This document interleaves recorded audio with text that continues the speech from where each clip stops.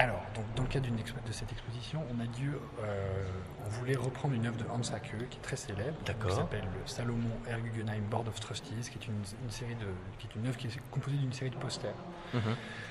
qui est une œuvre très connue de la critique institutionnelle, puisque c'est une œuvre à cause de laquelle Hans Haacke a été censuré pour une exposition en 1974 aux États-Unis. C'est une pièce donc, qui appartenait à l'époque à un collectionneur qui s'appelle D'accord. Herman Daled.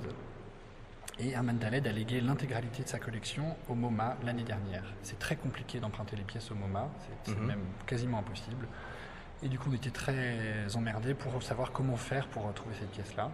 Donc on s'est beaucoup arraché les cheveux, contacté plein de musées qui avaient des œuvres de Hans Haacke, jusqu'à ce qu'on s'aperçoive qu'en fait, il suffisait d'ouvrir l'annuaire Mhm. et d'appeler l'artiste en question, Hans Haacke, qui a 80 ans, et qui a accepté sans aucun problème, avec même beaucoup d'humour et beaucoup de gentillesse, de nous faire un fac-similé de la pièce.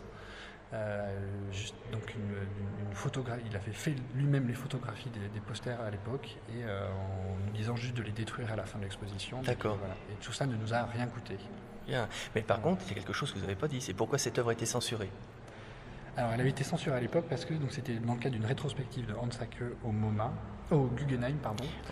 Et il avait fait c'est une série de posters dans lequel il écrit les liens entre les trustees du musée, donc les propriétaires, ceux qui donnent de l'argent au musée, qui sont de la haute société new-yorkaise, et les liens qu'ils avaient avec les affaires immobilières, toutes les magouilles un petit peu qu'il pouvait y avoir à New York à cette époque-là. Donc c'était une façon de dénoncer un petit peu les propriétaires des musées. Ok.